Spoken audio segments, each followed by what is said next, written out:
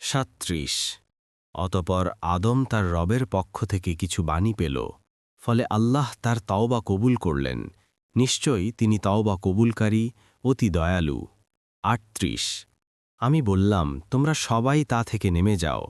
অতঃপর যখন আমার পক্ষ থেকে তোমাদের কাছে কোনো হিদায়াত আসবে, তখন যারা আমার হিদায়াত অনুসরণ করবে তাদের কোনো ভয় নেই এবং তারা দুঃখিতও হবে না। 39 আর যারা কুফরি করেছে এবং আমার আয়াতসমূহকে অস্বীকার করেছে, তারাই আগুনের অধিবাসী, তারা সেখানে স্থায়ী হবে। 40 হে বনি ইসরাইল, তোমরা আমার নেয়ামতকে স্মরণ করো, যেই নেয়ামত আমি তোমাদেরকে দিয়েছি, এবং তোমরা আমার অঙ্গীকার পূর্ণ করো, তাহলে আমি তোমাদের অঙ্গীকার পূর্ণ করব, আর কেবল আমাকেই ভয় করো।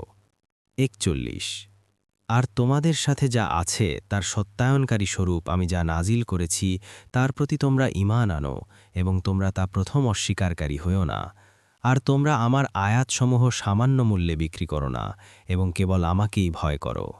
42 আর তোমরা হককে বাতিলের সাথে মিশ্রিত করো না, এবং জেনে বুঝে হককে গোপন করো না।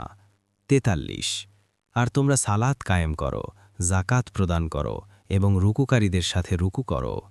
44 তোমরা কি মানুষকে ভালো কাজের আদেশ দিচ্ছ আর নিজদেরকে ভুলে যাচ্ছ, অথচ তোমরা কিতাব তিলাওয়াত করো, তোমরা কি বুঝো না?